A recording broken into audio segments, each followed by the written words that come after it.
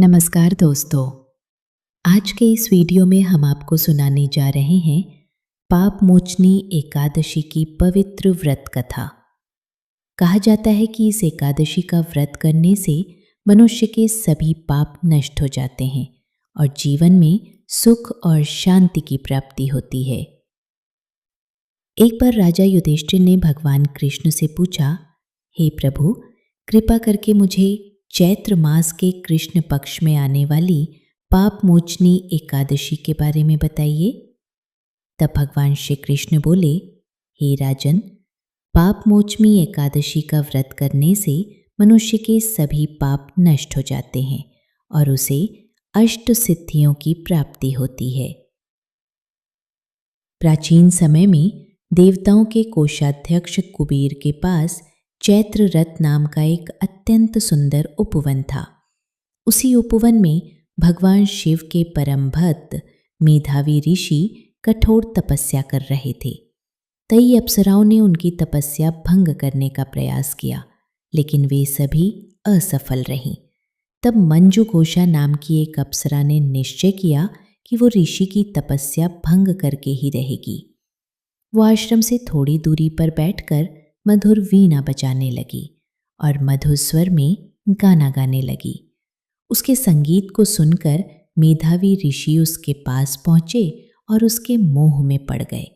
धीरे धीरे वे अपनी तपस्या और भगवान शिव का ध्यान सब कुछ भूल गए और इस प्रकार दोनों साथ में रहने लगे। समय बीतता गया, दिन बीते, महीने बीते और देखते ही देखते 57 वर्ष बीत गए। एक दिन मंजू घोषा देवलोक वापस जाने लगी। उसने कहा, हे मुनिवर, अब मुझे अपने लोक जाने की आज्ञा दीजिए।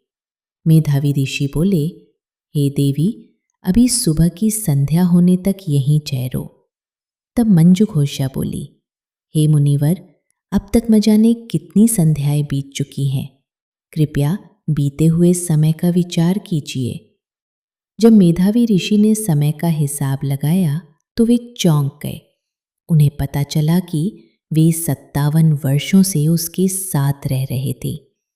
ये जानकर वे क्रोधित हो गए और बोले, पापिनी, तुमने मेरी कठोर तपस्या नष्ट कर दी है।